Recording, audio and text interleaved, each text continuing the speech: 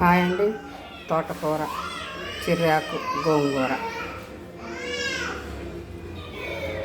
పెసరపప్పు వేసి పప్పు చేయబోతున్నానండి. పెసరపప్పుని ముందుగా కడిగి పెట్టుకొని స్టవ్ మీద పెట్టుకున్నానండి. దాంట్లో పసుపు వేసి ఉడికినాక కొంచెం ఆకుకూర కూడా వేస్తానండి. ఇదండి పప్పు ఉడికిపోయింది. దీంట్లోకి చిర్రాకు, తోటాకు, గోంగూర వేసేస్తున్నానండి. పప్పు చేస్తే సూపర్గా ఉంటుందండి.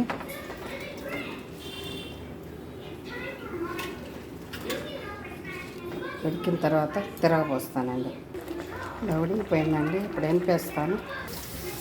ఇదండి పప్పు తిరగబోసేస్తున్నాను. ఆకుకూర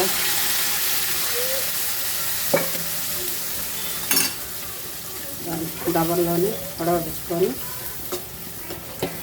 తిరగబోసేస్తానండి.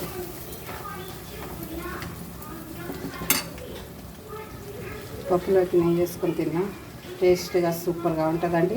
నచ్చిన వాళ్ళు లైక్ చేయండి, షేర్ చేయండి.